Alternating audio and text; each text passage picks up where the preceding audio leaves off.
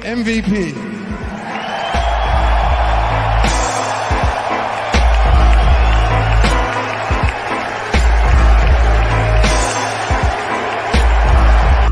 It's one in the air, left center field, back it goes.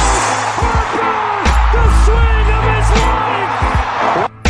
We never get ahead of himself. As Eric's down the field, I know Randy do every day. It's always been that way for me. Always been a get better mentality every day, grow every day, be a better leader every day, be a better quarterback every day. And when that wrench do, I don't plan on missing no payments. So.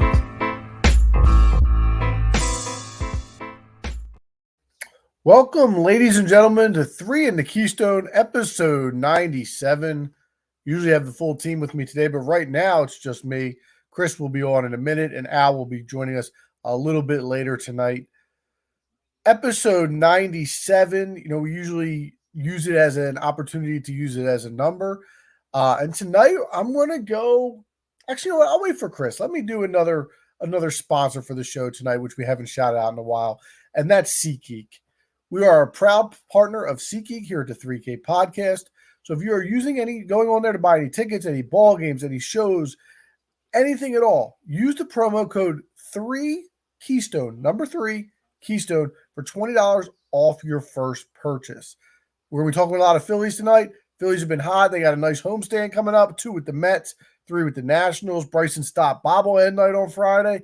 Go down and get yourself a bobblehead, save $20, put the bobblehead on eBay, probably get $40 for it. You're in the game, you're making money. Have at it. So again, promo code 3Keystone on SeatGeek. Also want to shout out the Sunshine Sandwich Shop down in Roxborough at 5154 Ridge Ave in Manioc.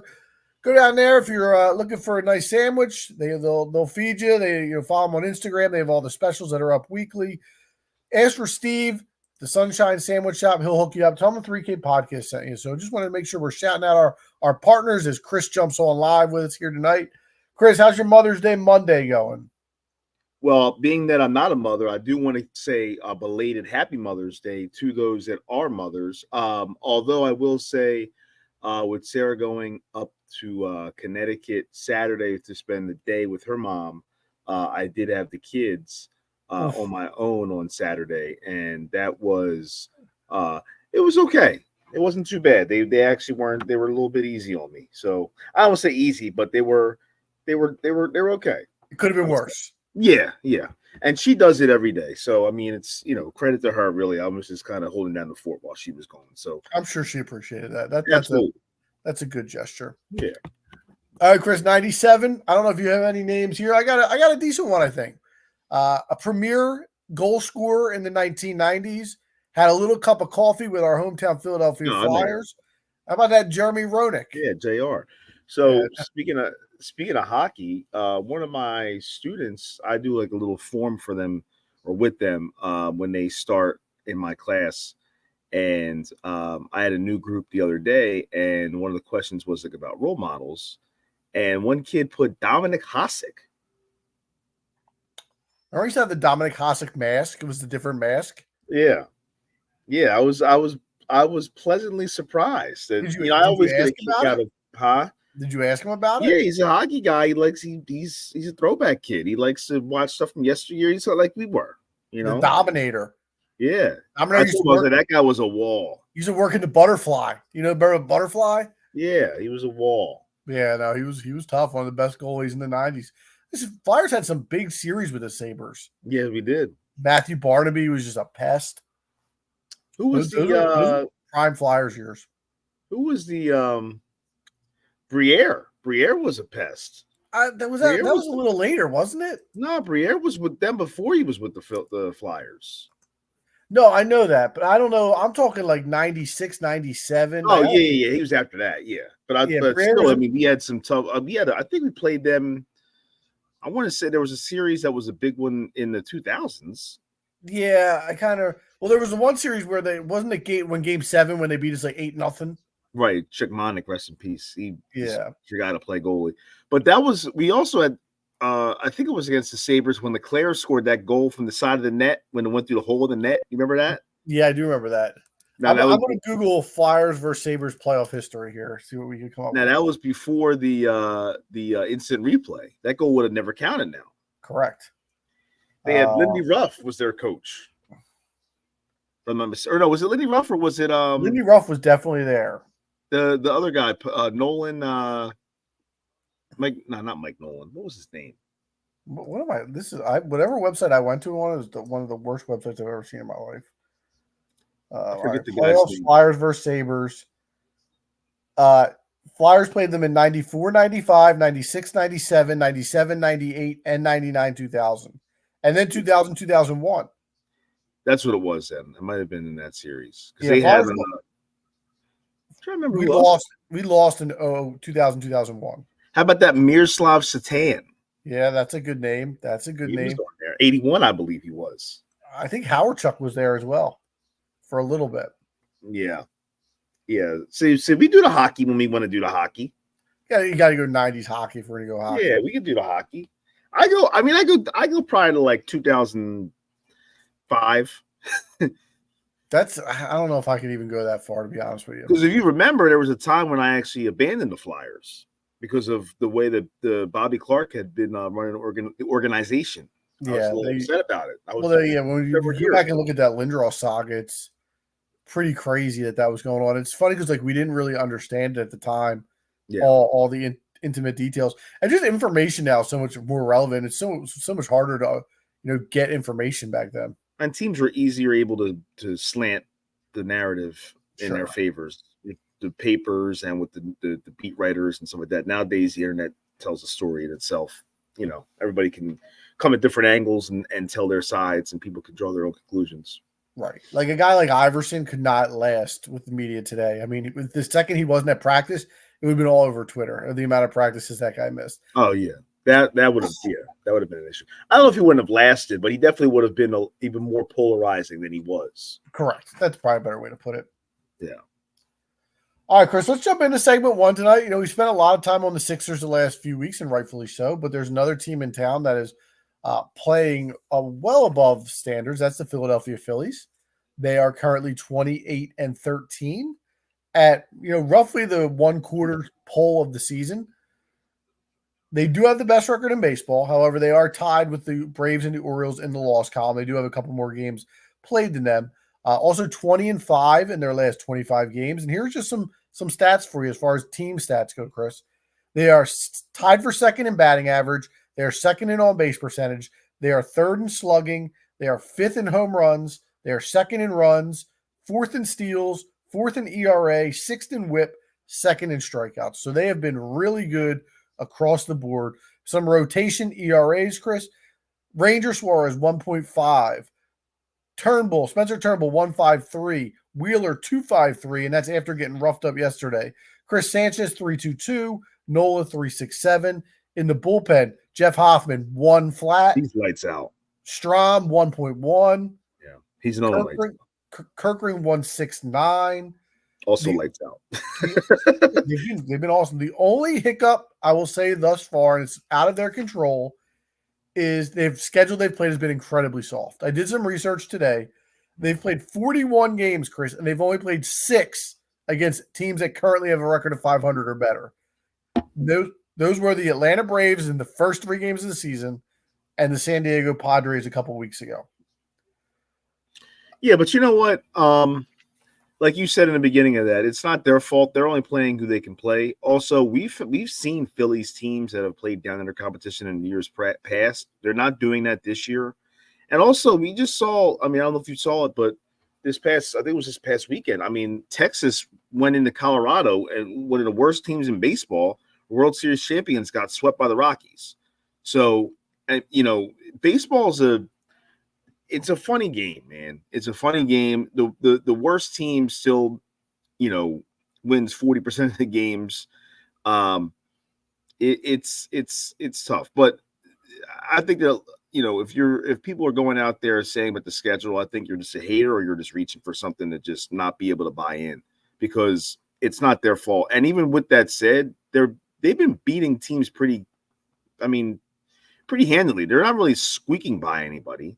And like you just ran off the ERAs. I mean, listen, it's hard to pitch. These are all major league hitters as well. So if it was that easy, then everybody would be doing it against these teams. It's not always the case. Yeah, this is not a team that I think, maybe the record's inflated by a couple games, but this is not a team that is, they've proven the last 2 years that they are a winning ball club and they are a perennial contender. And to be honest with you, if you look throughout the National League, there's just not a lot of really good teams, period. Well, that's what I was going to say too. I mean, the whole league isn't really strong right now. I mean, there's the Phillies, there's LA, there's Atlanta, Milwaukee.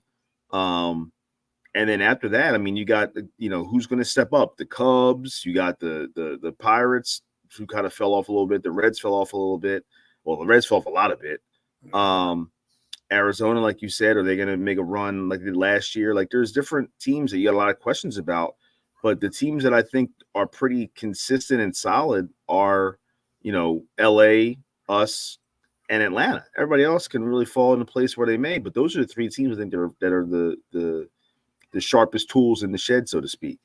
Yeah, and we'll dive into in this segment tonight the other competition in the National League, because I don't want it to be just a complete recap of what we've seen so far, because everybody's seen it. Diversa, shout out Diversa in the chat, said they're losing right now, change the title. And then he said, comeback inning, incoming boys. So they are down now 3-2 to the Mets with a man on third and one out in the seventh, I believe. And that's another thing. You can't get – I mean, this is a team that – I know that they've got Schwarber and Real Muto out tonight, but this is a team that got a lot of firepower. Like, you can't give up on these guys. Like, even yesterday I was watching the game, and they got down 6-3, and Wheeler was, throwing the ball over the place. And, I was just like, you know what? I'm still sticking around because especially against Miami, who's not a good team, they're still not out of this game. And then the next inning, they came back and got 3 more back. So I know that they lost in the end on a fluky hit, but you can't really just turn the game off against with these guys when you're watching them. They can come back on you too.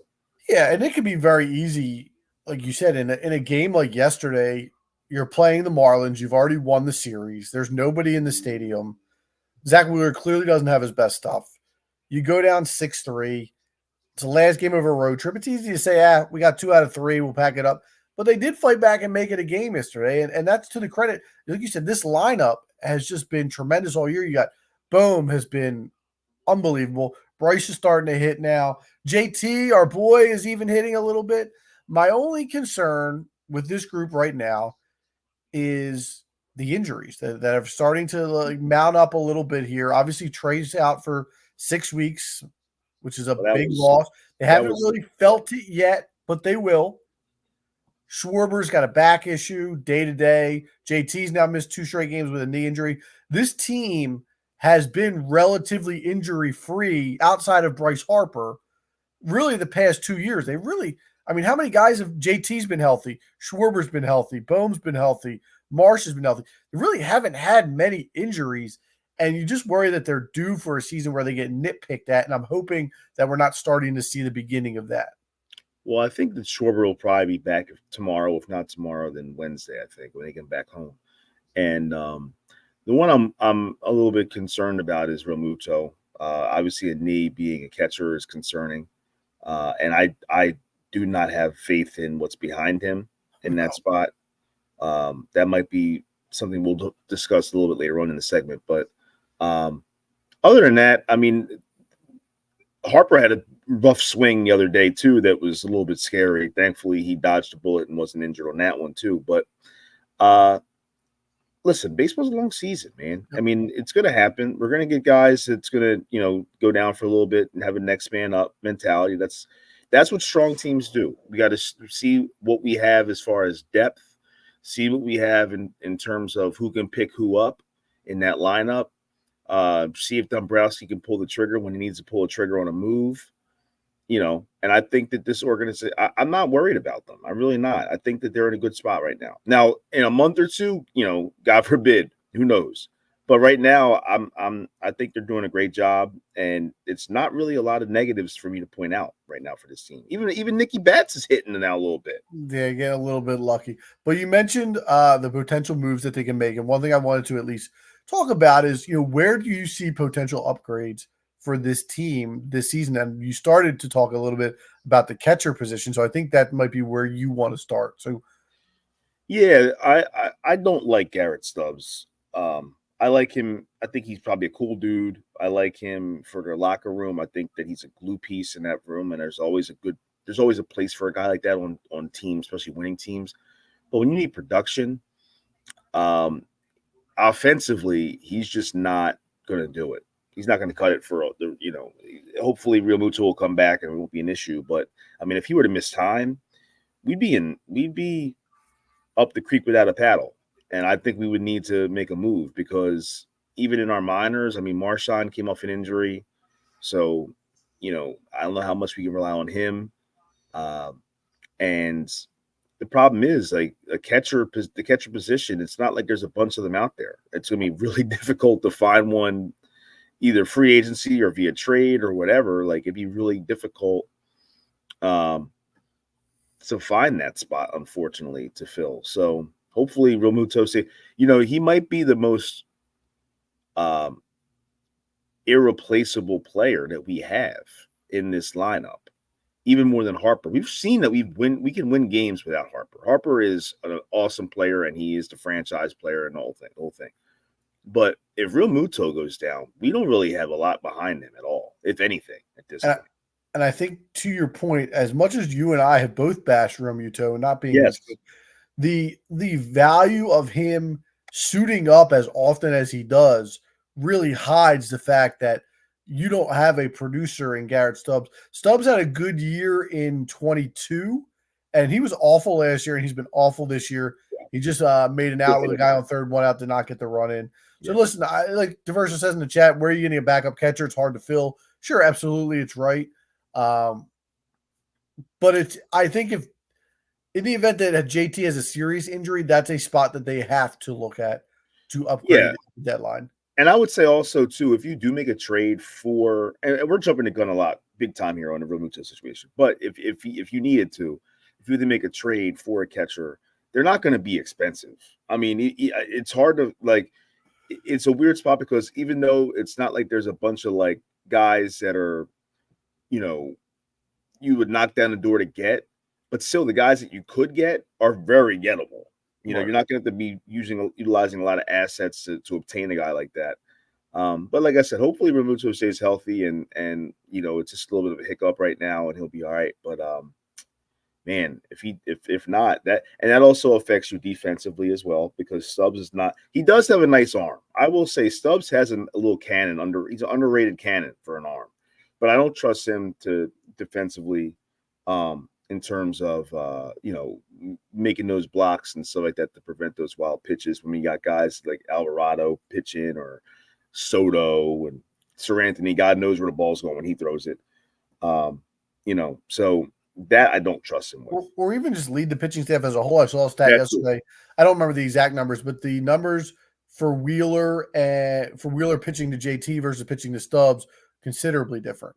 Yeah, and I mean the sample size is a lot different also, but still, and I had seen something, and I should have saved it on here, but I had a crazy day today. But I saw something earlier where his numbers with the staff in general, like even with Nola and I think it was it I forget the other pitcher it was in our rotation, but historically.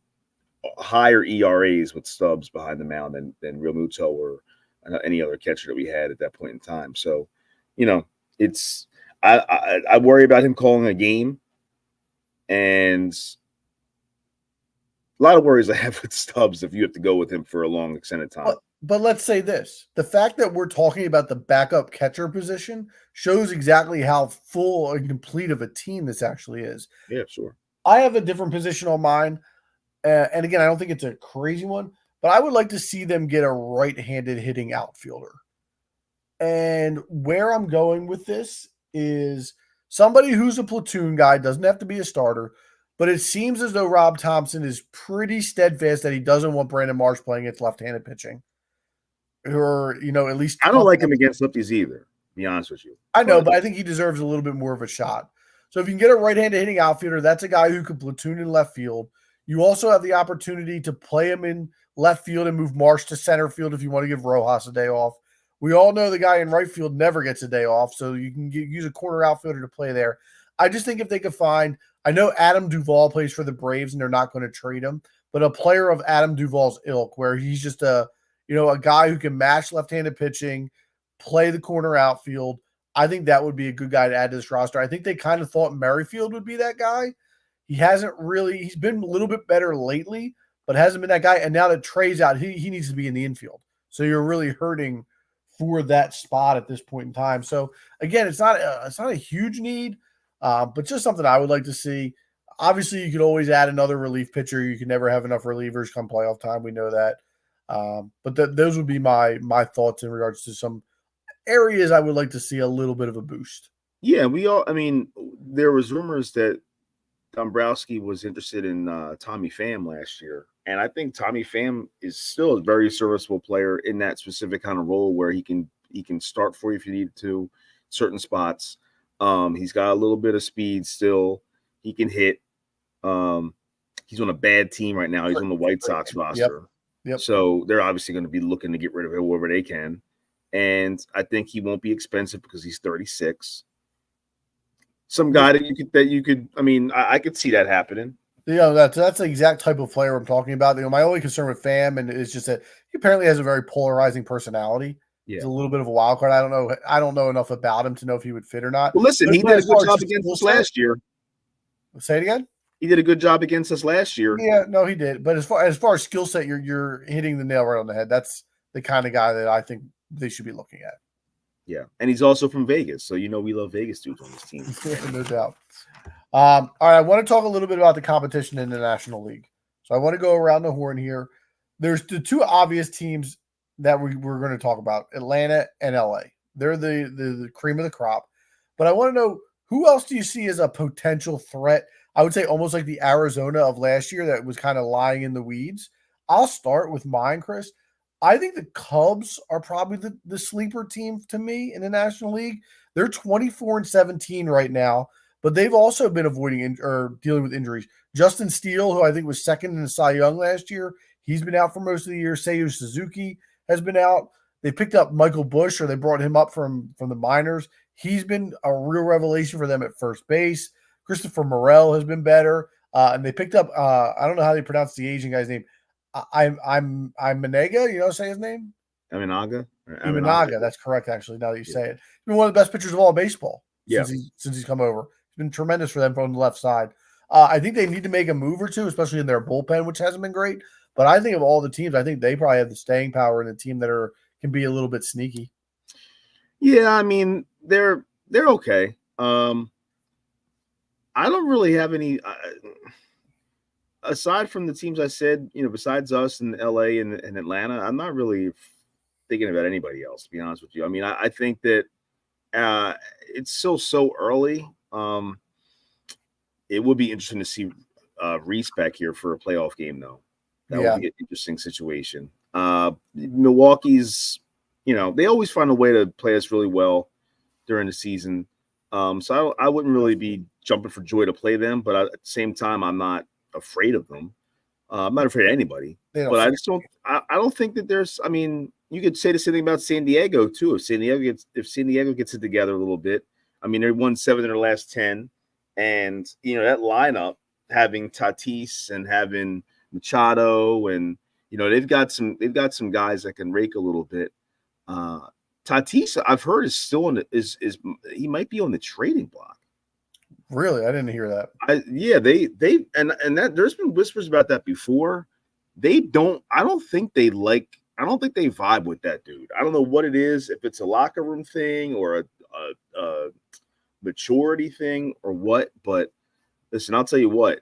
If we give up a prospect in Castellanos, a high-level prospect in Castellanos to get Tatis, I might pull that trigger.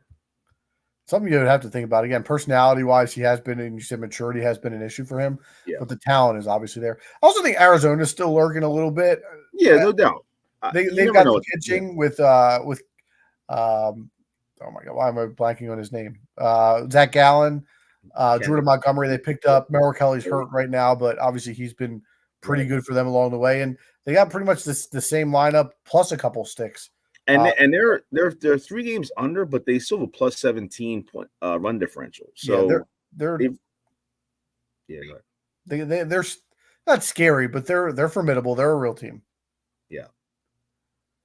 Other than that, though, I mean, there's a lot of we talked about earlier. Like, there's a lot of dreck in the National League, really in general. I mean, I think the American League, top to bottom, is better right now than the National League is. But I mean, just specifically the National League right now. I mean, there's like I'm just looking at the standings, just kind of like from a 30,000-foot view here, and like I said, there's nobody that really. I mean, the Phillies should really be waiting to see LA in the NLCS, as far as I'm concerned.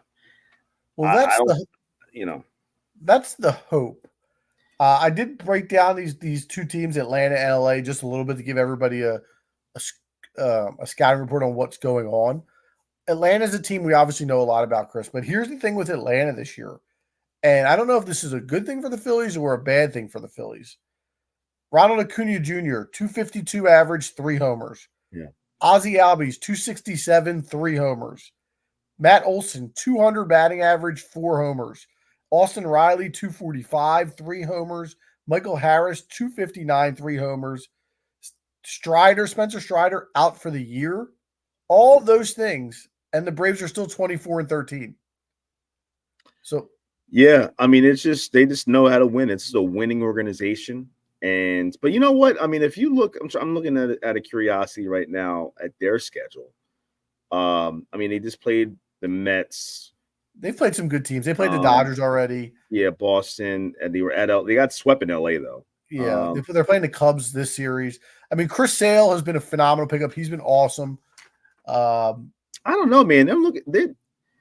They've played besides LA. I mean, you could say Boston's decent. Besides LA, and Cleveland, and then they won that series at home with Cleveland. Cleveland's been good this year. I mean, the Astros are down right now. Miami's down. Texas is they're okay. I mean, it's better. It's been better than our schedule. I'll give them that, but it's not much better. No, like you said, I think that just has to do with the amount of teams that are in the National League. Ronaldo Lopez, another guy who's been picked up from the White Sox, who's been a revelation for them. Ozuna's raking for them too. Who? Ozuna. Oh, Ozuna's been a monster. I just don't think it's their year. I get the vibe that things are a little bit off there. The Dodgers, on the other hand, are the team that scares me. And you mentioned, I mean, Ohtani, 352, 11 homers. Freeman, Betts, Will Smith, all over 300. Teoscar Hernandez, 11 homers. They mash from top to bottom, and they have the pitching. Tyler Glasnow has been fantastic. Yeah. As long as he stays healthy, he's a problem. Yamamoto's been good. And then they have X factors: Bobby Miller, Walker Buehler, Clayton Kershaw, all kind of lying in the weeds to see what they can get from those guys. Most of them are all banged up. Buehler just came back recently. The best case scenario for the Phillies is to finish second in the National League, but win the National League East, and then let the Dodgers and Braves square off in the NLDS. That way you don't have to go through both of those teams. And I mean, I would not be surprised to see that happen. I don't think that's a long shot at all. I think that you very well could. I mean, I think LA is only going to get, like, Yamamoto's only going to get better as the year goes. He started off rough, but now he's getting a little bit of a rhythm going with the, being in America and being in the Major League Baseball and facing these Major League hitters. I think he's starting to figure it out. And like you said, I mean, they got so much depth, man. I mean, pitching wise, hitting wise, they're tough, but we'll be right there with them. They spent all the money to make themselves a contender. They've had so many playoff disappointments in the past few years. They're due. I mean, as good as they've been over the past decade, maybe even 15 years, they've only got the 2020 World Series. That's the only one they got. And I don't even know if that really counts. And also, like, I mean, people could say, well, they bought they're trying to buy a championship in the snap. But guess what? The Mets tried that too. And they're battling for, between third and fourth place with the Nationals, who spent no money because they don't have any money. So just because you spend in baseball does not guarantee you to be successful. You got to still put the product out there and build that culture and be able to win these games. For 162 games, it's a long season, man. And And regardless of how much money they've spent, the Dodgers have been good for so long that you can't buy it for that long. It's just you're going to have some sort of farm system Right. to build your team. And you look at some of the players that they've let go: Max Scherzer, Trey Turner, Justin Turner, Corey Seager. There's so many guys that they've let walk just to build or have prospects come in and end up being just as good. Cody Bellinger wins MVP. He's a homegrown guy. Clayton Kershaw, obviously homegrown. Walker Buehler's homegrown. Some of the other guys they have out there now that I'm just drawing blanks on.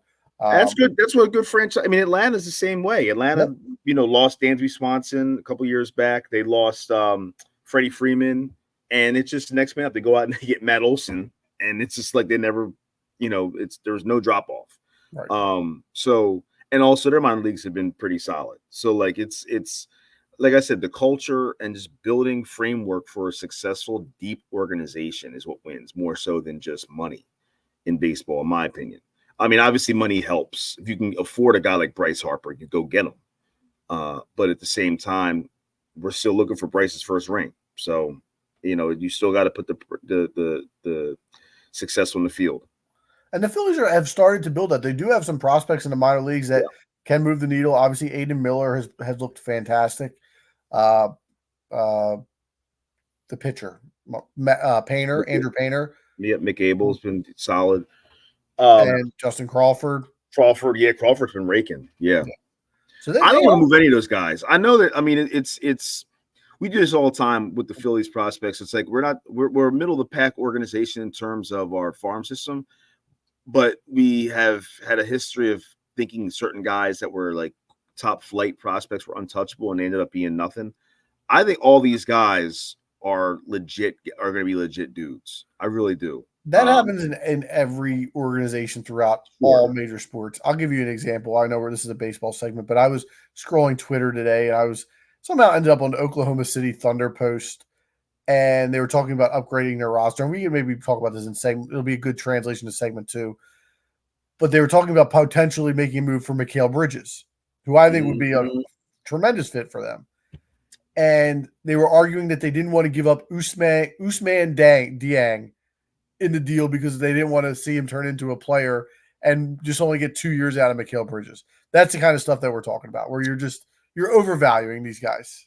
Yeah. I mean, also a team like Brooklyn, who doesn't have a good pedigree of being a good organization, will probably still screw that up, even if the kid was a player. But I think there's a better fit for Bridges on another team, but we'll talk about that later. Yeah, we're not going to do no Sixers talk tonight. No Sixers talk tonight. Yeah, we'll talk about that later on at some point. But I do want to talk some hoops with you, so let's jump into segment 2 tonight.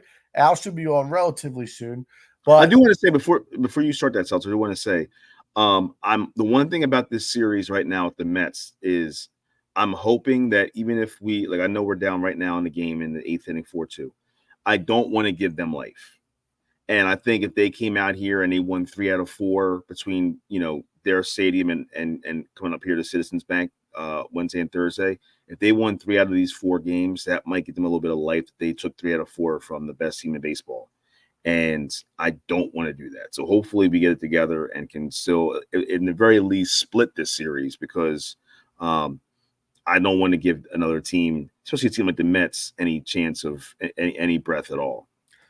Yeah, and the rare 2 in New York and 2 in Philadelphia series, which I love. I love that. I actually like it too. Yeah, I like it too as well, especially for 2 rival teams. I love that. Yeah. All right, let's jump into segment 2. Last week we talked winners and losers of round 1. We are now firmly entrenched in round 2, and honestly, the NBA playoffs have been fantastic with a ton of storylines going on as we speak. I want to start with the Minnesota Timberwolves and the Denver Nuggets series. I sent you guys a text. What'd you say? Best series in the league right now. Just an awesome series. I sent you guys a text before the series that I thought the Minnesota Timberwolves were going to win that series. They go out and they win 2 games in Denver before coming back and dropping 2 at home to the Denver Nuggets, the defending champs. My question to you, whose wins were more impressive to you? The 2 that Minnesota got or the 2 that Denver got? Well, historically speaking, it's the two that Denver got in games 3 and 4, because there's a stat out there that teams that are down 0-2, I think there's only been like 4 teams ever that have been down 0-2 going to the other team's building and winning those 2 games and going on to win the series.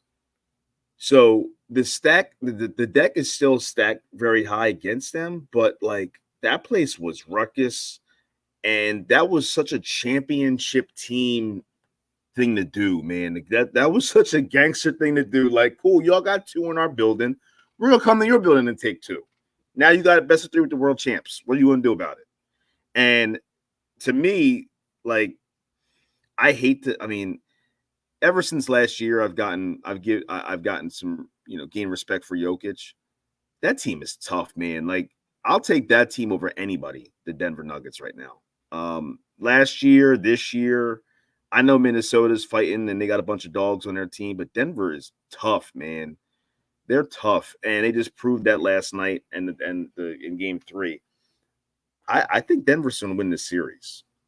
Yeah, I think that if you would ask me before the series, what had a better shot of happening, Minnesota taking 2 in Denver or Denver taking 2 in Minnesota, obviously Minnesota winning would have been the tougher feat, Sure. and the one that was less believable. So for those reasons, I'll say just in a vacuum, Minnesota winning those games is probably more impressive. But you're right, Chris.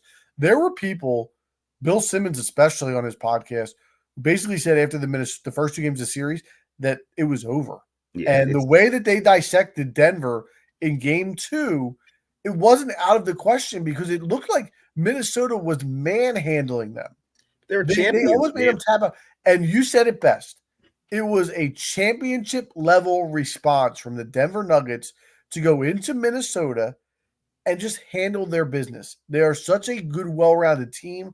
And we talked last week about your best player setting the tone for your team. And I think Jokic's personality works perfect for that situation where there's no panic in that guy at all. No. And he's going to go about his business, and the team takes that mentality as well. The one thing I did want to mention last week, we talked about is having a winning player lift up some of your supplemental players. And we were talking about that with Anthony Edwards, doing that with Karl Anthony Towns. We were talking about him doing it with Rudy Gobert. Well, guess what? The last 2 games, they've fallen back into that rut. And I think that's the biggest thing in this series, Chris, is what are you going to get from Karl Anthony Towns? Because he goes into Denver, he averages 23.5 points, and he comes home and he averages 13.5 points. They can't win. It doesn't matter what Anthony Edwards does. You're not going to beat Denver as a one-man show. So episode 97, Jeremy Roenick was my 97. I don't know if you guys had the same. Al's on. What's up? You were clearly watching live as we already had the Jeremy Roenick talk. Got to go, JR. Which led us down to a hockey rabbit hole. Yeah, no, I'm mad I missed that. Yeah. You missed the Miroslav Satan talk. Oh, what up, Miroslav Satan? Put a little respect on his name with that pronunciation, guest. Yeah. Well, what are you going to do? All right. But yeah, no. Go ahead, Chris.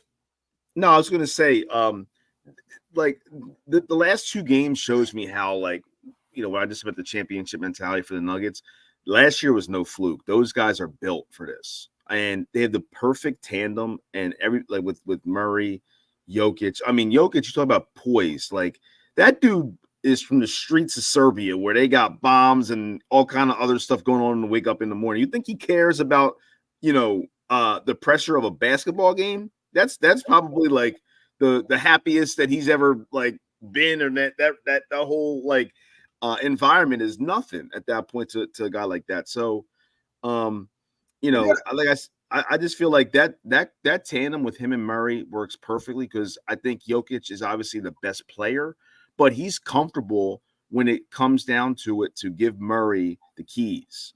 And Murray has no problem driving with those keys. And I think that, and the role players, Porter and Gordon and Caldwell, all those guys, they just know their roles. They do it well.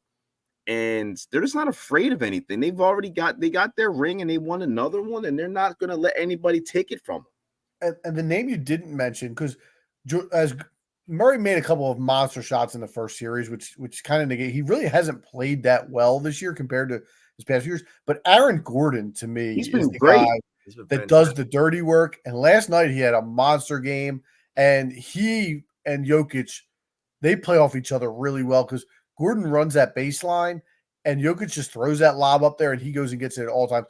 He was an unbelievable pickup for them a few years ago from Orlando.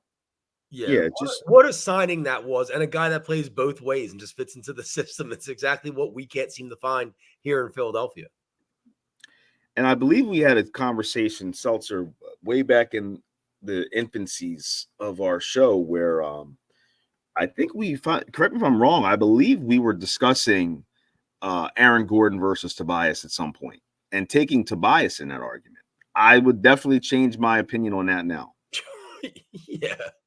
Yeah, for sure. I mean, listen, Gordon's also in a perfect spot for him. I think if you were like Aaron Gordon, can you average 20 points per game over an 82-game season? I'm not 100% sure he could do that. But yeah, Gordon's the better player.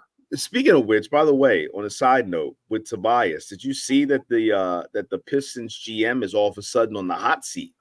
Didn't they found out that talk just for talk Tobias. They found out about Tobias and them rumors. It was like, no, we got to get this dude out there. We got to get him out of here. He gonna pull that. We got to get him out. Addition by subtraction in Detroit. Yeah. Well, listen though, Seltzer, he's not even averaging 20 in this series. Gordon's averaging 17 and 4. You're telling me that we couldn't have gotten that from Tobias? Come on, man. No, we couldn't have. No. Well, what did he have last night? Look at his numbers last night. Tobias Harris never give you a game. He's never averaged 17, I don't think, for a series in a playoff. No, he had a couple of series like that in the past where he was good. Miami, he was good. Was it last year or 2 years ago, whatever it was? Aaron Gordon had 27, 7, and 6 on 11 for 12 shooting last night. Yeah, no, he was really good. Really good. Denver's good, man. I don't see anybody. We'll see what happens with this series. You could easily say whoever wins this series might be in the driver's seat to win the championship. I got Denver in 7. Chris, you said you also have Denver winning the series? I think they're winning in 6. You think you're going to run the table? Yeah. Al? I got Denver in 7 also. All right, so we're all on the same page. And one more thing I want to say about the series, too.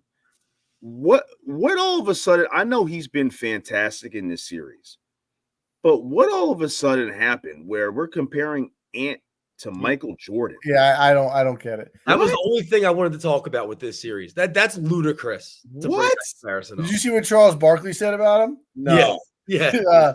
Shaq was saying that he was like, please stop comparing this dude to Michael Jordan. And somebody said he was like, not even a little bit. He's like, well, he's black. Yeah.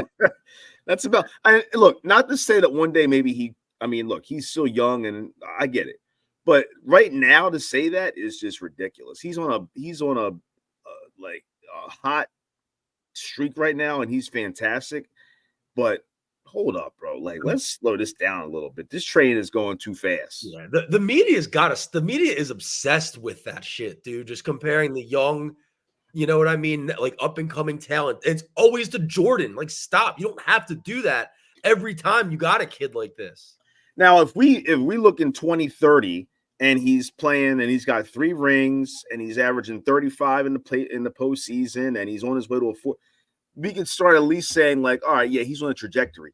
This brother never even went to a conference final yet. Let it play out.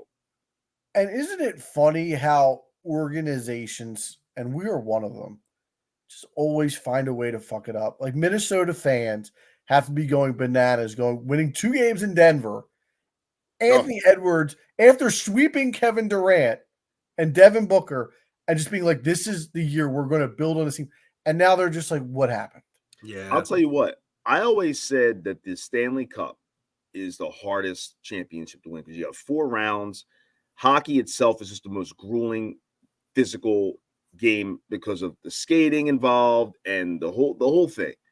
But now, like the last few years, man, it's the NBA playoffs have been tough. I think basketball has become more grueling than hockey at this point. Yeah, I mean, we can have that conversation a different day, but I don't know if I'd go that far yet. But it's definitely getting there in terms of like discussing if it's harder to win a championship. I don't know about harder as far as physicality or like what's needed to be good in it or successful. I don't know about. I think hockey players are severely underpaid. Yeah. And I know why, because of the revenues, not as much and this and that, but they are severely underpaid for what they do. They're not marketable talent for the most part. You can't make money off of these guys. These guys that has nothing to do with the argument of what's more grueling. No, but Guest changed the subject there. But I'm just saying, as far as getting paid, you can't pay a guy when he can't speak. Claude Giroux spent nearly 2 decades here. You ever hear him on a freaking commercial? He can barely get a sentence out. Yeah, I don't know if I agree with that. I mean, yeah, you could still. There's charisma. He has the charisma of a tortoise walking across my lawn. But that's him. I mean, there's guys like the McDavids of the world and Austin Matthews and these guys like. I mean, I don't know. Maybe you're right. Maybe they're not as marketable. I mean, obviously NBA guys are way more marketable, but they're just hockey are so like they have such blue collar mentality. So that's part of it too. I think that they're just not. They're not wired the same way to be marketable because they all want to just blend in and just help their teams instead of being stars. I know it also has to do with the opportunities as a child to play sports. There's basketball courts everywhere. There's football fields. There's baseball fields. Not everybody plays hockey. And hockey's okay with being niche. They're okay with not competing with the NFL and the NBA. They want to be. Absolutely. But I will say something. The NBA has closed the gap on how grueling the playoffs are, the NBA and the NHL playoffs. I just look at it as, listen, I know hockey is more physical, but skating is easier than running up and down the basketball floor and the hockey guys are only playing 20 to 22 minutes. Dude, you didn't even know how to skate. No. Yeah, but I know how to run up and down the court, so that just defeated your argument. No, you only played it. Everybody can't. Everybody you only ran 3-point line to 3-point line, and then that was it. You didn't play. But hold on a minute. Wait a minute. Everybody can't skate. So right off the bat, you're saying that the game is more challenging. I'm talking about on your legs and on your knees. I'm talking about physically how you feel the next morning after skating compared to running up and down the floor. But running up and down the floor. If you're skating back and forth like you're figure skating, but that's not what happens when you're playing hockey. All the time. I am not taking a shot at any hockey player's toughness. I do think they're the toughest professional athletes in the world. But the fact that those guys can go out there with broken bones and broken this and broken that and still play their game tells you that the way they move on those skates, there's a little bit of self-preservation where a basketball player or a football player even can't do that, or a baseball player. Because what Seltzer's saying, being on skates is different than being on your feet. You can glide and get away with it. Y'all going to turn me into a hockey guy again. Yeah. Look, I got respect for the hockey guys. Both are unbelievable. Basketball is just way more physical than people give it credit for, especially down low, man. They can't even like on average. Like if you skate, if you're on the ice in a hockey playoff game for 30 minutes, that's a lot. That tells you how grueling it is. You can't even be on the ice for half the game. Well, they also have more guys that play. Yeah, they just get cold though. Guess that's why they either warm. All right, we got off topic. Buildings. Let's move to the other Western Conference series, which is on the TV right now. It's too cold. They can't stay on the ice that long. They ain't tough guys. Dallas Mavericks have a 2-1 lead over the number 1 seed in the West, Oklahoma City Thunder. So one thing that we've talked about many times in the past year is that the NBA playoffs is truly a man's game where it takes some time. Are we seeing the youth show in the Oklahoma City Thunder? Is that the issue here? And where do you see the rest of the series going? We'll start with Al. No, I don't think so. I think it is a little bit of that, but I think Dallas is a very good team. I mean, we talked about it in our preview. Who was it? I think Guest, you picked Dallas in our playoff wins draft. I mean, that was a great pick. When you have a backcourt like Luka Doncic and Kyrie Irving, and they're playing the way that they are, and you got a guy like PJ Washington playing the way he is, I mean, he has really found his role in that offense. No, got a guy like bias. Daniel Gafford, who's he's okay with doing the dirty work. He's rebounding for them. He's blocking almost 3 shots a game. I mean, this is a team that Dallas finally feels complete in a way that they haven't yet in the Luka Doncic era, which I think it says a lot to the coaching. I think they just have them ready to play. And yeah, you know what? It is a little bit of youth. OKC hasn't been there, but they're a very talented team. I'd be very surprised if this series does not go to 7 games. I think OKC stretches this out. I actually think they win. They're playing tonight. Am I right? Yeah, they're playing right now. Yeah, I actually think they win tonight. I don't know what the score is. They might be up. I don't know, but I think they're going to win that game tonight. First quarter. I have a couple things for you guys. I always thought throughout the year that Oklahoma City seemed to be a guy short in that rotation. I know you guys. I was completely wrong on PJ Washington in Dallas. I think I was completely right on Josh Giddey. I know you guys are big Giddey guys. He's proven to be unplayable in the series. I'm a lukewarm Giddey guy. You guys were both Giddey guys. I just saw him airball a shot from 15 feet wide open. He's completely got the jitters in the series. And I do think the youth is showing a little bit. I mean, you have a guy like Chet who's never been in here who I really like. You know, he's averaging 14-7 in the series, which is okay, but he was 16-8 in the regular season. He's playing more minutes in the playoffs, so you expect some more production. Jalen Williams is only giving you 18-5 when you need a little bit more. And Al, your boy Lou Dort has, I think, 21 points in the series and 17 fouls. That's not an exaggeration. That's a real stat. 17 fouls, 21 points for Lou Dort in the series. I just don't think they have enough guys, and they're just getting their feet wet. And to me, Dallas, Al, you mentioned, they're gelling. Gafford's brought them something. Washington has been a revelation, and we haven't even gotten good Luka or good Kyrie yet in this series. So that's the part that's a little bit scary, I think, for Oklahoma City. I got Dallas winning the series. I would say probably in 6. Just want to tell you real quick, guys, on a side note, Seltzer, going back to what we talked about earlier with the injury thing. So the Phillies just tied the game. Yeah, well, on Bohm getting hit on the wrist. Yeah, we're going to have to hope he didn't break his hand here. Yeah. Oh, fantastic. Great. So it's still bases loaded, 2 outs, and it's now 4-4, but just wanted to throw that in there. So going back to what we were just talking about, though, I think that OKC is, I mean, we talked about this before, like, I believe the youngest team to be a number 1 seed in the playoffs. I mean, at this point, probably the youngest team to go to a second round in the playoffs. I don't want to say they're playing with house money, but at the same time, like, they got their whole future ahead of them still. So We'll see what happens with this round.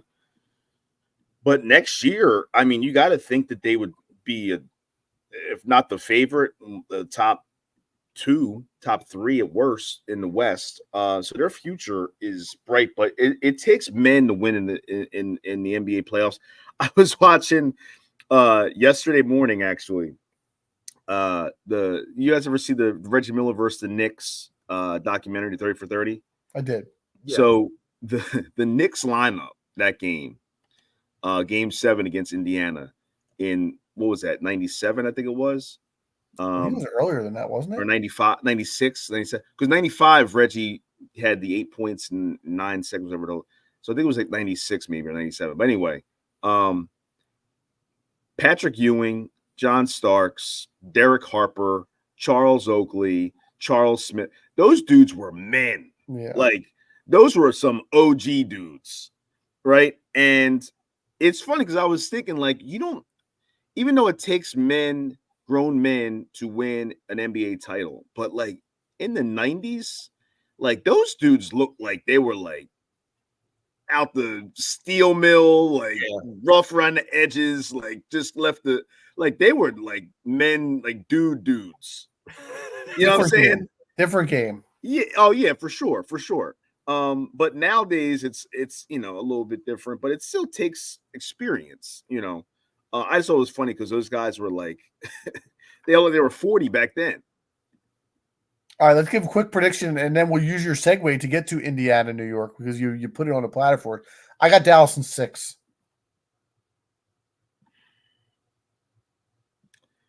Al, you want to go? Oh, you already said you got the I guess I think it'll go 7. I don't know. I don't know. I don't know who's gonna win game 7, and that's a tough one. Pass. I mean, I feel like Luka. I feel like Luka's gonna do enough to show that he's the alpha in the series. So I guess I'll take Dallas in the end. But I mean, I wouldn't be surprised either way in that one. I'll take Oklahoma City in 7. There I'll you take go. Oklahoma in 7. Yeah. Okay. I mean, they blew out Dallas in game 1. They did. All right, Chris, you mentioned New York and Indiana. That's the Eastern Conference series that's drawing the most eyeballs, at least for me. You mentioned that you thought the Minnesota-Denver series has been the best one. This one has been fantastic as well, outside of what happened yesterday. The question now is New York out of gas? They've dealt with a ton of injuries. They've now lost Mitchell Robinson, Bojan Bogdanovic, OG Anunoby. They're playing guys 45, 46 minutes a night, and Josh Hart with Dante DiVincenzo. Yesterday was the first game that they really, really didn't bring it.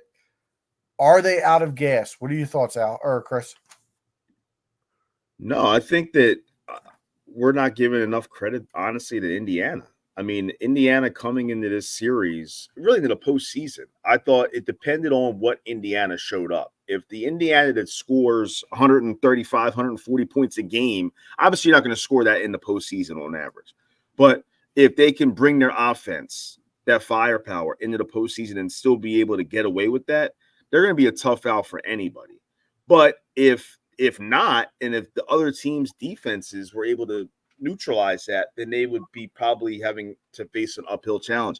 They've shown that they can score. I mean, the Knicks have a great, really good defense, and they're still, giving them tough times, giving them fits. And the Knicks aren't a high-powered offensive team. Their points are built off of effort, second chance points, offensive rebounds, all those kind of things. And really, honestly, relying on a guy or two to just light it up every night. That's different every game. Like, you got Brunson doing his thing.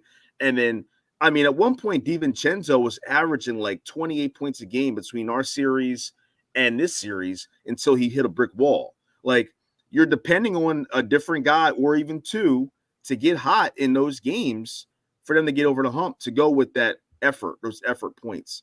And they're just not, it's just not happening as much enough, I should say, in this series, because Indiana just scores the hell out of the ball. I think the Knicks are gassed. I think it's kind of putting a little bit of a damper on the series for me. It's been phenomenal. It's been competitive. But these guys are obviously, I mean, look, all of a sudden with, OG's out, everybody's kind of limping around for the Knicks.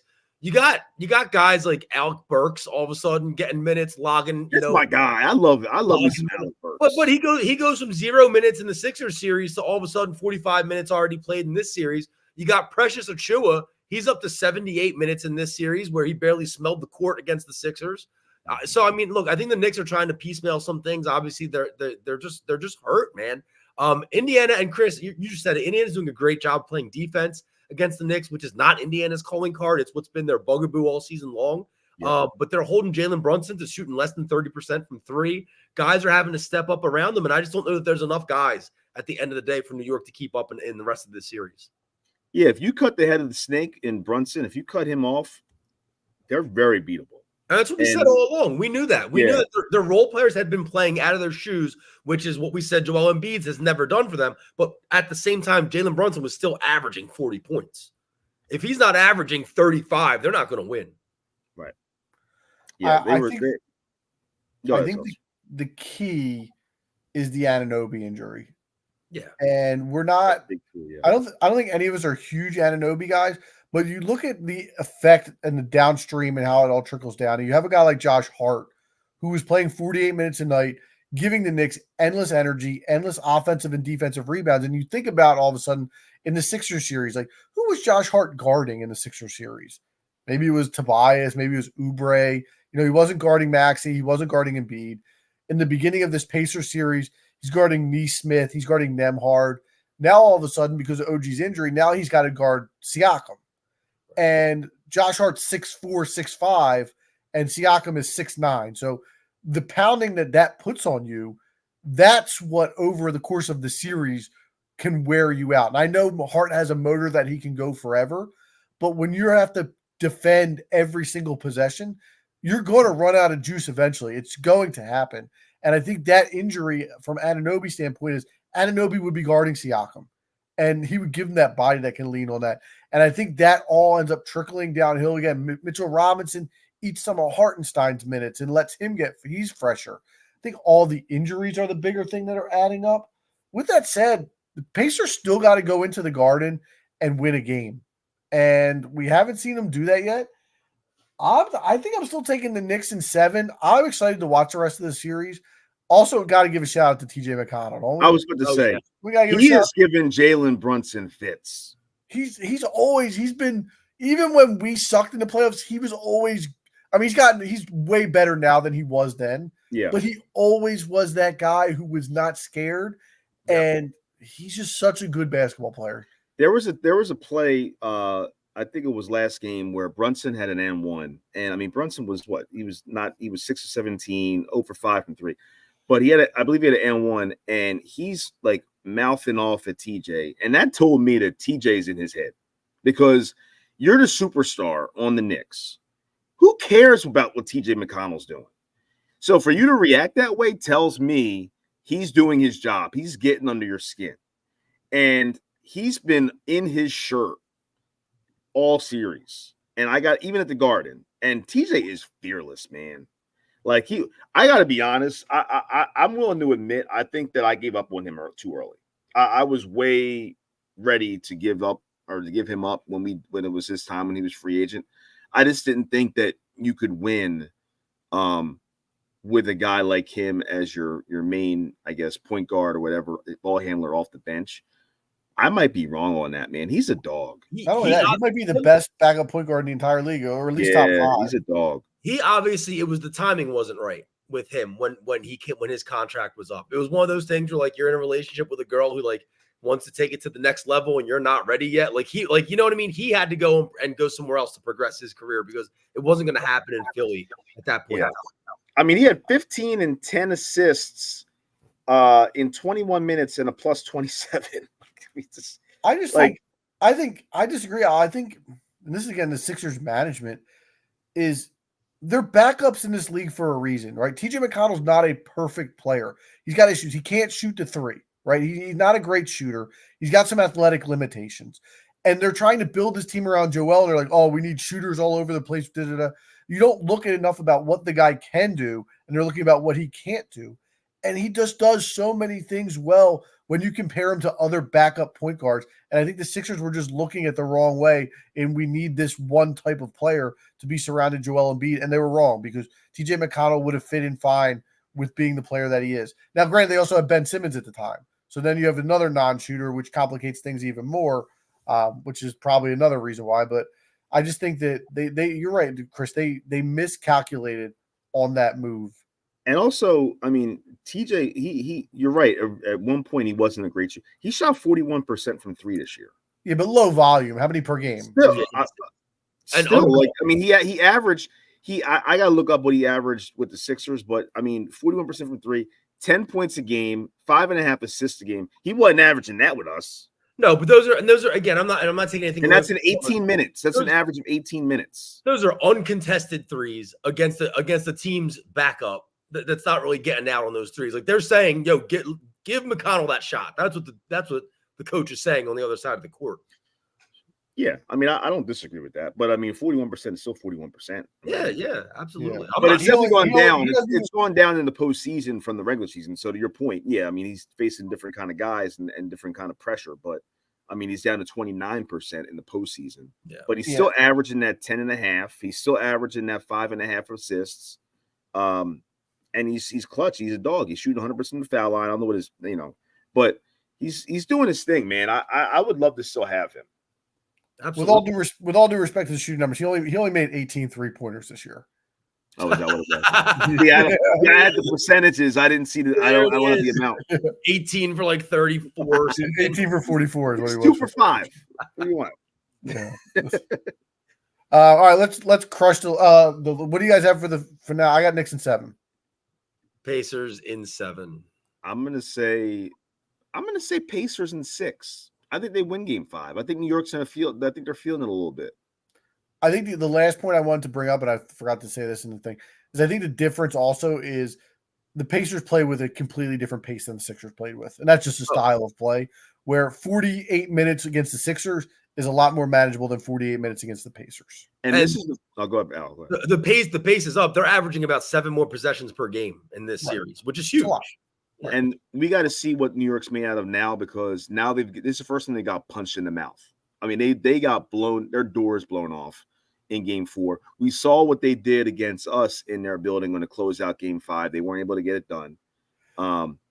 So, combining those things, I think Indiana can win Game 5, and if they do, New York's not winning in Indiana. Yeah. If they lose Game 6, it's probably over. All right, let's briefly touch on the last series, Boston and Cleveland. Pretty much a snooze fest. I had no interest in this series. Boston, Cleveland is a buzzkill in this playoffs. But Boston in 5. Moving on. Is it one of the biggest chokes of all time if Boston doesn't get to the finals with the status of this Eastern Conference? Yes, absolutely. Agreed. Yes. Okay. We're all on the same page there. All right, so Boston in 5. Anything else before we go on to segment 3 tonight? Just really quick, I was just looking at while you guys were talking about like the different on the stat sheet for the Pacers next series. The Pacers got some guys I never even heard of on their. I mean, Isaiah Wong. Who's Isaiah Wong? Now, not that they're playing. Bonner, the kid from Bonner. Yeah, is he really? Yeah, come on, dude. Oh man. Well, I feel forgive my ignorance. Bonner he played a game. He played one game in 4 minutes this year, but he's on a playoff team right now. So shout out to my man. Yeah, dude. Ben Shepherd. He plays minutes. I know, but I'm saying like I didn't know who he was before this all started. I think he was. Is he a rookie this year, or he was a first round pick last year? He's a rookie. He was a rookie. He's a first round pick, 26 pick. Yeah, got an awful mustache. Terrible mustache. Does he have any nicknames? Guest? What are his nicknames? I'm not on. I have his basketball reference up. Oh, how come Isaiah Wong doesn't have his nickname? Big Dong Wong. No nickname. Is he really from Bonner, dude? I'm embarrassed. Yeah, I didn't know that. He almost took them to a title. Wow, I did not know that. Yeah, I went to University of Miami. Yeah, I see that now in here. Yeah. All right. He was in the Final Four team, guest. Wow. All right, we're going to jump into segment 3. Al, you have built another wheel for us tonight? We got another wheel, boys. This wheel is a doozy. I can't wait for you to see this wheel. So we're going to call this the Wheel of Destiny. And the way it works is we're going to try to draft the best NBA team we can. But the catch is that you can only draft a player who fits the category that comes up on the wheel. So I'm going to go ahead and I'm going to share my screen. And I know that. And you think you're slick by being disrespectful to Klay Thompson on this wheel. I saw that. Oh, come on. Yes, I saw that. Don't spoil it. Wait, when did you see the wheel? Disrespect. Don't spoil it. I didn't. All right, so here we go. I got the wheel. I'm going to share my screen now. You guys see it? Spin the wheel, make the deal. So you can with all these tabs, by the way. It's probably I got 3 windows open right now. So for the people at home that can't see the wheel, and I know Guest and Seltzer, you're probably having a little bit of a hard time seeing it as well. I'm going to read just a little bit of a sampling of can what you stop can the spin get. or no? What's that? Can you stop the spin before we start? That's Joe making me dizzy. I don't think I can. I think that's just it. It's just going. Yes. So we got some categories such as it has to be a guy who was a second-round pick. It has to be a guy who went to UConn. It has to be a process Sixer. But then we got some little more off-the-wall things. Like it's got to be a little guy, which is a guy who's under 6 feet tall. It's got to be a white guy. It's got to be a Guest guy or a Seltzer guy or an Al guy. And I actually wore a jersey tonight, gentlemen, to give you an example of what one of those might be. Any guesses as to whose jersey this is? This is a Golden State Warriors number 10. And that's from that's like the era. Warriors that beat the Mavericks, is it not? Yeah, it is. It's that era. It's not Baron Davis. Is that Matt Barnes? It's not. Oh, how dare you? It's not Davis. It's not Dunleavy. Oh. Speedy. I'll be honest. I forgot he was even on the Warriors. I didn't know he was on that team. Speedy Claxton. All Dude, right, you bought that? Dude, it was like $8 on eBay. I bought back in my 20s when I was going to Seattle and I was wearing jerseys every weekend. Yo, speaking of which, do you think a Caitlin Clark Indiana Fever jersey plays in the OD this summer? Over under for that's like 16.5 this summer. Yeah, I gotta think so too. Rightfully so. I almost bought an Iowa hat. I saw one online for $10. All right, so we're just gonna start spinning the wheel here, and then I got the draft board up, so I'll keep track of the picks. Are we just taking five rounds? We're filling out a 5-man roster. So I did a starting roster, 2 guards, 2 forwards, a center, and then I did do a bench player. Do you want to keep that or not? Yeah. Let's keep the bench player because you got a lot of things on here. Are we able to look these up though, or is it off the dome? No. So the rule is you're going to be given, let's say, like 15 seconds. And then if you don't get someone, the other 2 guys get to pick your person. Oh my! Yeah, this is a dangerous game. What do they say, guest in WCW? Spin the wheel, make the deal. Well, then why don't you go first, brother? I'll go ahead and spin the wheel for you. Oh, little sound effects there. You guys hear it? I don't hear it. I hear a little something. All right, guys, you got an easy one. You got an easy one to start. Real easy. Oh, wait a minute. Wait a minute. Wait a minute. Wait, what happened? What the hell is going on? Loser a player and spin again. Well, we can't do this because you don't have anybody. So we got to spin again. Oh, yeah. Okay. You don't have anybody to lose.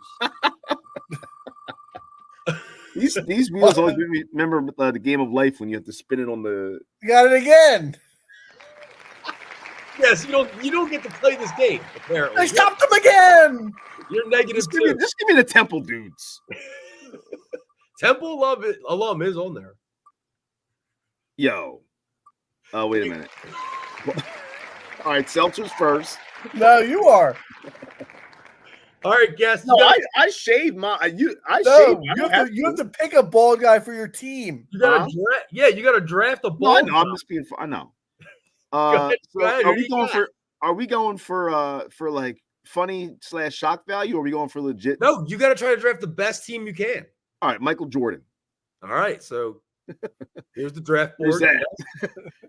Guess gets Michael Jordan, bald guy. Yeah, bald. So that's like post 87 Jordan. All right, so go to 87 Jordan does not count. That's off the wheel. So now, Seltzer, you're up. We'll go ahead and spin the wheel. Spin the wheel. Let's see what we get here as it slows down. Seltzer, you got a white guy. Oh, the fix is in. Let me go. I'm not going to take Jokic because I don't want Jokic. So let me go. Let's go Dirk at the forward spot. Dirk as his white. All right. Well, time out. Wait a minute. Is white like any white or white American? Anglo-Saxon white? Yeah, it didn't say white American. It said white. All right. Just a white dude. All right. All right. I think I might be the worst at this because of how obscure some of these are. So we'll see how I do here. All right, a Pacer. I love the applause. Jamal Tinsley. There's only one Pacer you can pick. Yeah, I got to take Reggie. Yeah, like come on. Tyrese Halliburton. I thought about taking Rick Smits. Oh, the Duncan Dutchman. That's right. All right, guest, you're up. All right, here we go. You got to get the spin the wheel. We need a soundboard. All I have is straight cash show me. That's the only one I have. Oh, here you go, guest. You have Sixer bust. OH bust. You got to take a Sixer bust. So it's got to be a guy I got it. Who either was signed to or drafted by or traded to the Sixers and who was a bust for us. He's been in the news for his comments lately on the Sixers. Evan Turner. Oh man. It's a good pick. All right. So do you hear what he said, by the way? Do you hear what he said? No. I forget. I read it, but what did he say? He basically said that we'd be the softest team in basketball if we signed Paul George to put him with Embiid. I did see that, actually. I don't disagree. Yeah. I did see that as well. What a backcourt. Only on the 3K podcast can you get a potential backcourt of Evan Turner and Bald Jordan. All right, Seltzer's up. The wheel is spinning. Spin the wheel, make the deal. You got any Sixer. The abundance sometimes is a little scary. I'm going to go with Iverson. Yeah, Iverson and Dirk. which could have happened.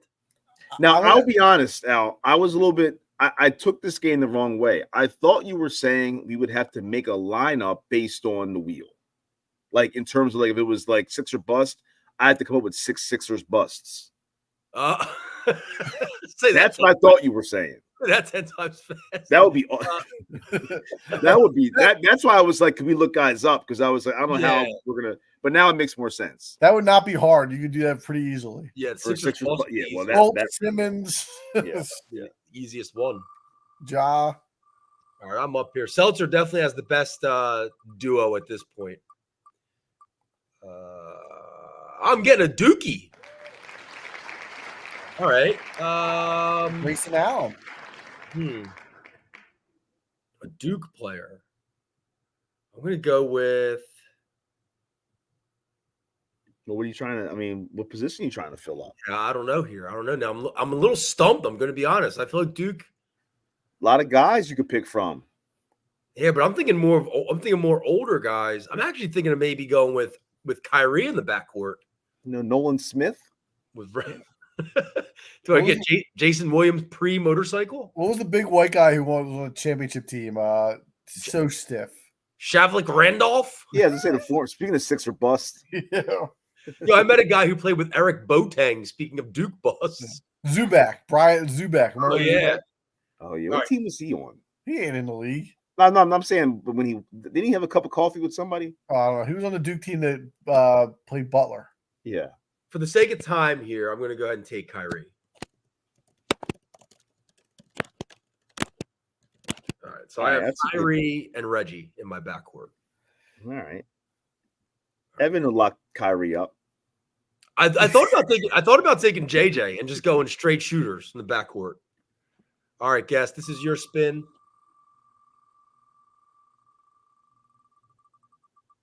Anticipation. Oh, guest. Someone say very good. All right, so I got the short guy. And you got to play him at forward. You have no guard position. Oh, he's got to come off your bench. That is true. Shorter than 6 feet. You know what? This is for Jeff Seltzer. I'm taking Seltzer. Yeah, Nate. I'm going to take that tiny Archibald. The story being that when Adam's dad was our coach on our basketball team, and he called me, you know what? You play like tiny Archibald. And at the time, I had no idea who that was. Best compliment you ever got. Yeah. All right, Seltzer, the wheel's spinning for you. And you have. By the way, awful comp. Nate Archibald was way better than any kind of game I would have ever. Seltzer, you're gonna lose a player here. Oh. I'll lose Dirk. Wait a minute, you pick it? No, yeah, you know what? Guest, I think, gets to pick it here. Yeah, me or you should pick it for him, not him. I'm fine. Guess who are we getting rid of? Take off AI. All right, we're getting rid of Iverson. All right. Seltzer, you got to spin again now. Spin it again. Look at Alvarado dealing it. Down a guy. You're in the penalty kill here.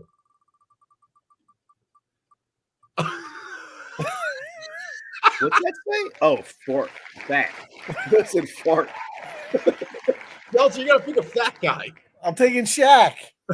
Oh. I don't know if that can't guess. No. What do you mean? Do we get That's not fat. He's a big ass dude. Fine, Embiid. I don't know. Embiid. I don't think we can give him. I don't think we can give him Shaq or Embiid. Are either of these guys considered fat? No, Zion. You can get Williamson. I'll give you Williamson. If I can't get Williamson, there's so many fat dudes you could have picked, and you're gonna pick these like questionable fat guys. Shaq came into camp fat many times. Yeah, but he was more often than not fat. I don't think anybody was like Shaq's a fat guy. I would have went with Sean Kemp before I went with Shaq. At the end of his career, he couldn't even dunk. He was 6'10". I don't want fat Kemp though. I'm trying to get a good player. Yeah, but he was on your squad. He was on the Magic. Zion counts as a fat guy. Yeah, he does. I agree. I wanted to take Tractor Trailer. Or you should Oliver Miller. You should have took. Or Glenn Big Baby Davis going to jail. Yeah. Also in the news. Yep. Yeah. All right, Seltzer's down a guy now. All right, the wheel is spinning, and I have landed on. Whoa. Let's see the knowledge. Let's see the knowledge, Al. Temple. Let's see it. Temple alum. Peppy. Can Eddie play the 3? Can I sneak Eddie in there at the 3? Jones? Yeah. Yeah, why not? Or the bench. You got a bench guy yet? I don't. You can put him at the bench. Yeah, I guess. All right, I'll throw Eddie Jones in there on the bench. Yes, who would you have taken here? Oh man. And Phil's win it. Yeah, I just saw that. I guess you could have. I mean, Eddie's a good one. Aaron's a good one. Aaron McKee. You could have taken Deontay Christmas. That's my guy, man. Lavoy Allen. Yeah. I mean, Lavoy had an NBA career, a few years. I could have taken Jalen's dad. Rick Brunson, he long NBA career. I mean, we're not exactly picking all stars. These guys. All right, so sadly, you will not be able to select a Temple alum guest, but Penn State alum is still up there as the wheel spins for you in the 4th round. Oh, I know who I would pick if I get that.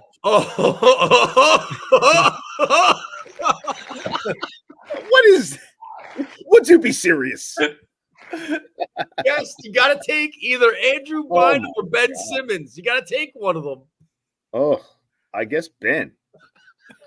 You put Ben at the 3? Ben at the 5? Wait a minute. Can I see my lineup again real quick? Yeah, here you go. You thought you were. I gotta move. I don't think even MJ could take this team to a title. I gotta move Evan to the 3. You move Evan to the 3? Yeah, I'll put Evan to the 3, and I'll put Ben at the guard with MJ. Ben? Look at that! Ooh, that defense though. Ben and Jordan. That shooting with Evan Turner and Ben Simmons. Oh my! We got Nate off the bench though, going to stroke it. Dude, that defense is just going to suck right in every possession. No one's going to be on the perimeter. I'm mad that it just says Ben Simmons by itself. There's no category for it. It's just Ben Simmons. All right, Seltzer's up. Is there a Met Gala Fashion Week spot?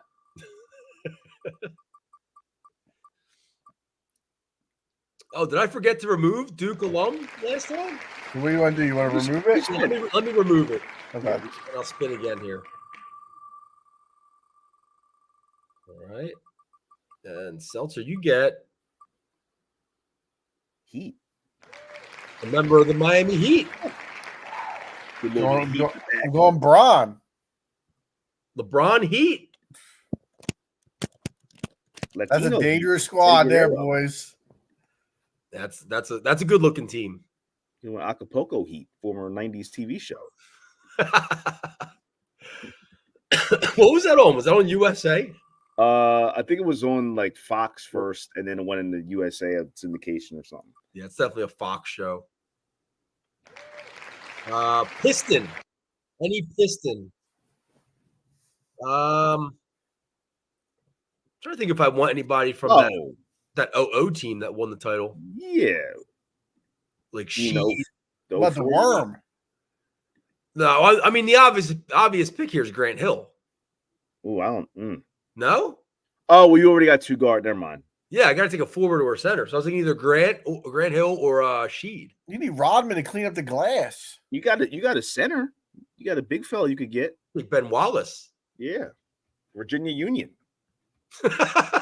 Jesus, dude. No, I'm gonna take Grant Hill. I gotta take Grant Hill here. Pre-injuries. Yeah, pre-injury Grant. All right. Guest is up. Guest has Michael Jordan, Ben Simmons, Evan Turner, and Tiny Archibald. You're just tuning in. You heard that right. I'm just having fun with this. Have a little fun. All right, guest a UConn alum. Jake Voskuhl. Can I take Diana Taurasi? You certainly can. Swin Cash. Rebecca Lobo. I need a 5. Yeah, you do. You need a what? You need a 4 or a 5 here. With How about that? How about oh man? See, at this point, I might as well just go for the jokes. Hashim Thabit. Jake Voskuhl, Emeka Okafor. Well, I was thinking about Emeka. There's gotta be. I feel like there's What about Donovan? I'm gonna swap Ben out to the other forward spot. I'm gonna go with my man Ray Allen. You just keep look at Ben Simmons' versatility. Yeah, I'm just gonna say that. Hey, 1 through 5, baby. 1 through 5. You want a shooter, Seltzer? You got one of the best of all time. All right, Seltzer, you're up. Seltzer's team so far is LeBron, Dirk, and Zion Williamson.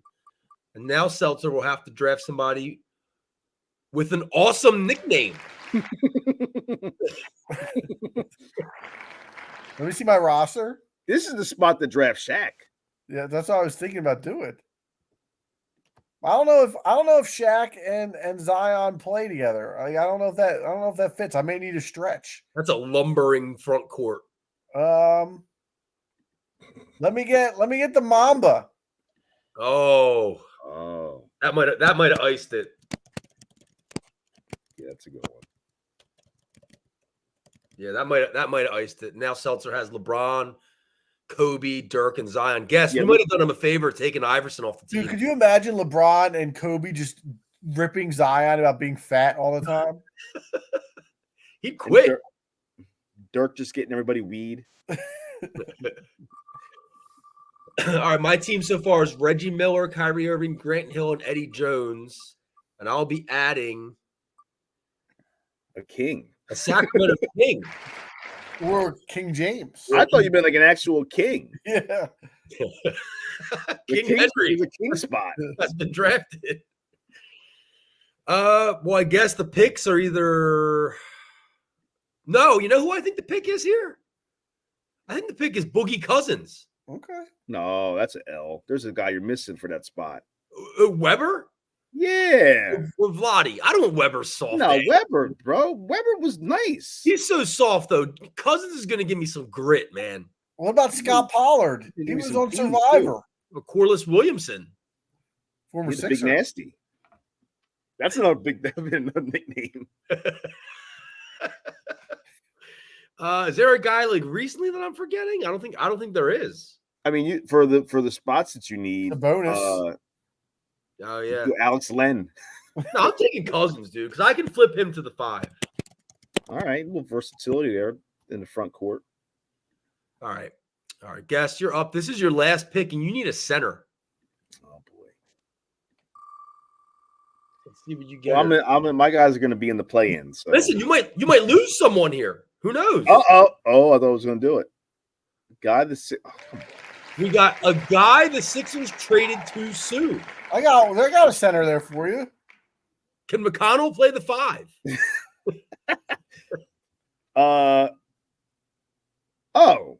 Vucevic. Yeah. Yep. That's the pick. Unless you wanted to go Barkley at the 5. Nah. You put Ben at the 5. Move him again. Maybe I put Larry Hughes or somebody at the 2 and move Ben back. All right, Guest, your team has been filled. It's complete. It's done. Good luck, gentlemen. All right, Seltzer, you're up.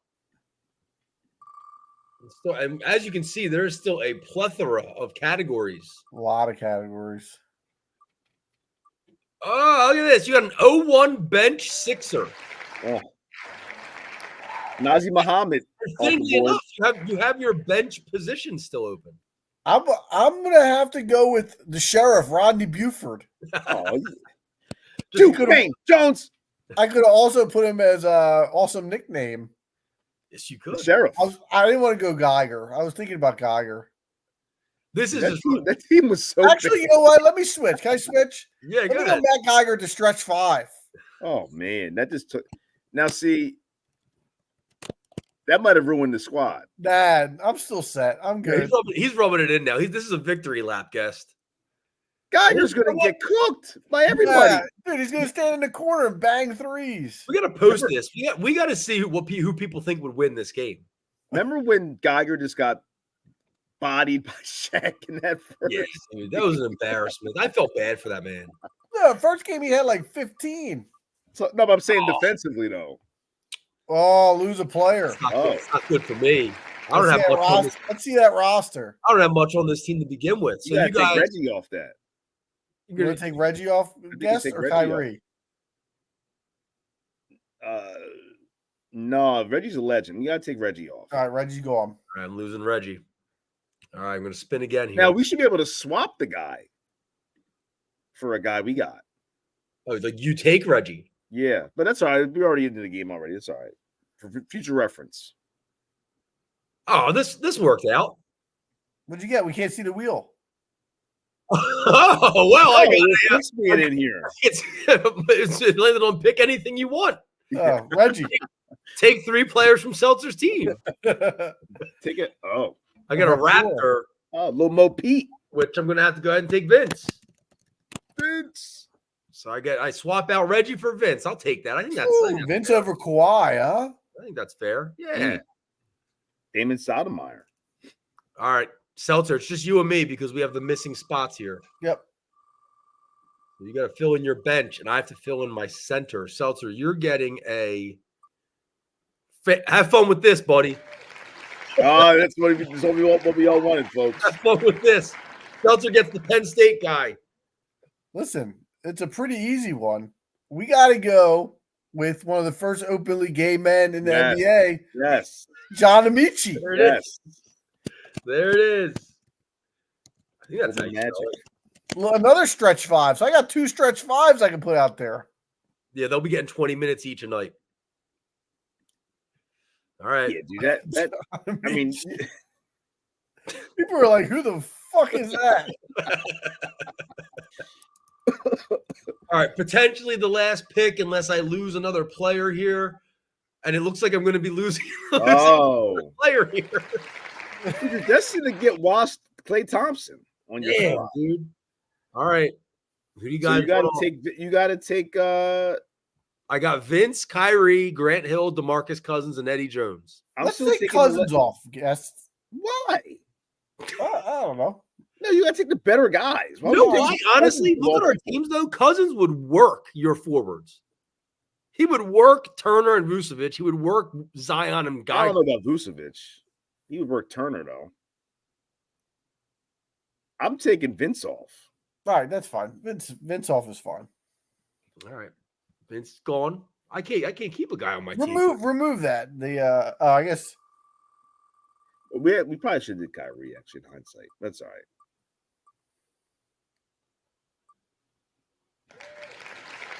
I gotta take a guy with a weird first name here, gentlemen. One, I don't have one off the top of my head. Let me. We might get to pick it for you. Yeah, this is harder than it seems to just think of one. I got a couple guys. I got a good one for him, guest. I mean, I got a guy in the chamber right now, but I don't want to. Let him make his pick before and then we'll. Yeah, but if he doesn't get it out in time, we get to pick for him. You guys can count me down because I'll say the guy that I have waiting. I'm just trying to. There has to be a better option. We'll give you 15 seconds. All right, there has to be a better option. I guess. I mean, it could be any of all time, right? All time. I'm going to blow it here. I'm going to blow this pick. 5, 4, 3, 2, 1. I'm going to go Irvin Magic Johnson. I don't know if that does that weird. A weird name, Irvin. No, that's a reach. No, I can't. Okay, then how about if I went Isaiah Thomas? No, the way he spells it is that. No, how about you go with my idea, Popeye Jones? I was thinking of Wang Zuzu. Yeah. Wang. Yeah, weird. All right, I'll go with the guy I had in the chamber was Dikembe. That's fine. You could have did Mookie Blaylock. You could have did Muggsy. Trying to win. Trying to pick a guy that's. How many guys can you win with weird names? Trying to pick a guy that can help me win. Look at those twin towers you got. Dikembe and DeMarcus. All right, this is my last pick unless I lose another guy. Oh no, guest. Oh, what I said, I told you, he's bound to get him. He's bound to get him. Oh no. I got him. It bit me in the ass. And he's fitting perfectly right in that guard spot. Bit me in the ass. I got washed Klay Thompson, which I put there just for guests. Oh, karma strikes. Oh god, son of a bitch. Oh, all right. Why don't we run down our teams? Al, you go. We'll go in order. Yep. My backcourt's Klay Thompson and Kyrie Irving. And then I got Grant Hill, DeMarcus Cousins, and Dikembe Mutombo with Eddie Jones coming off the bench. Right. Bald Michael Jordan. Ben Simmons. So if you have washed Klay Thompson, can I have stud Ben Simmons? No. You get present day Ben. Met Gala Ben. All right. Yeah. Ray Allen, Evan Turner, Nikola Vucevic, and Nate Tiny Archibald. And I'm going with LeBron James and Kobe Bryant in the backcourt, Dirk Nowitzki and Zion Williamson in the front court, with Matt Geiger and John Amici stretching it out at the 5. Speaking of stretching it out, the ladies were very confused by Nate Archibald's nickname. It didn't fit them, they said. What was it? Tiny? Tiny. Got it. My bad. So just a couple of other categories in the wheel that I was hoping we would get today. A 96 draftee, which you could have gotten a bunch of guys from. The worst sibling. So you would have had to pick a guy who has a sibling, and you would have to pick the worst. Oh, that's a good one. Yeah. So like you would have had Lopez. What's that? Robin Lopez. Yeah, or like more Markieff Morris. I think Markieff he was all right for a couple years. Yeah, but he's worse than Marcus. Yeah. He's the worst. Yeah. So we had a white guy. I also had a super white guy on the wheel. Kirk Heinrich. Which, well, yeah, that would have fit. And close to that name, I also had Kurt Rambis on the wheel. Oh, yeah, I did see the Kurt Rambis wheel. I did see that. Just Kurt Rambis. And I also had, for you guest, Tobias Harris was on the wheel. Just Tobias Harris. Now, is Wasp Tobias and regular Tobias the same guy? Yeah, it's the same dude. It's like the gifts of Sting taking the mask off, and he has the face paint on. Yeah, it doesn't change. I mean, if I had stud Ben, that team, the complexity of that team is different. But if you have Met Gala Ben, then we're a play-in squad. I think Seltzer's team is clearly the winner here. I think my team gives your team a run, guest. We play it out. We play Ben, it out just to get bodied in the finals. Ben and Evan, that's tough to have in your starting lineup. Dude, how did we screw up every clutch pick we've had, except for Joel? How did we screw up every single one of these picks? Every single one. Every single one. Like Evan Turner. Wait, who else? I'm trying to remember who was the top pick in that draft again? Do you remember? Yeah, Wall. Right. And then who was third? It wasn't a great draft. Cousins was the next best guy. What was it? 9 or 10? I don't even know if it was. I don't know. Was it that? What's his name? Derek Favors. Derek Favors was 3, and then Cousins. And Wesley Johnson was 4. Oh. Dante Exum might have been in that draft. No, Exum was in Embiid's draft. Oh, okay. Paul George was in the draft. He went 10. I guess George, yeah, but we wouldn't have taken him at that high spot. And not only did we screw up all the picks, we screwed up every move, every trade we made, every guy we signed or didn't sign, every single move that this organization made in an 8-year stretch or even a 10-year stretch, we made the wrong move. You could argue we just haven't been the same since Pat Croce. Yeah. Guys, Adam Aaron running AMC theaters and the Sixers at the same time. I said no Sixers talk today, guys. Running both of them into the ground. This was one of the worst drafts I've ever seen. That was a bad draft that year. Is it worse than the Eddie Curry Tyson? No, not that quite. No, the 2000 or 01, that was the worst draft. Yeah, 2000, I think. Yeah, like people legit said that was the worst draft. Like Desmond Mason was in that draft, I think. Wait, no, not 2000. It was it had to be 2001 because 2000 was Kenyon Martin, Darius Miles. No, I think it was 01. Yeah, 01 was Kwame. Yeah, it was an awful draft. Yeah. Real quick, I'm going to just run down the first 17 picks of this draft quickly. John Wall, Evan Turner, Derek Favors, Wesley Johnson, DeMarcus Cousins, Ekpe Udoh, Greg Monroe, Al Farouk Amino, Gordon Hayward, Paul George, both decent. Cole Aldridge, Xavier Henry, Ed Davis, Patrick Patterson, Larry Sanders, Luke Babbitt, Kevin Seraphin. That's the top 17 picks. Kansas guy sucked. Was Ekpe Udoh a Baylor dude? Yeah. Yeah, I remember that guy. Yeah. That was a rough draft. But honestly, this draft I don't think is going to be a great draft either. Was Babbitt Georgia Tech? Who? Babbitt, was he Georgia Tech? Nevada. Not Nevada, yeah. He was a shooter. Number 22 pick, former processor Elliot Williams. Oh my God. Process Sixer was on the wheel too. Yeah, we should Yeah, I have saw that. Yeah. That'd have been a fun one. All right, but that'll do it for tonight's episode. Until next week, let's drop that.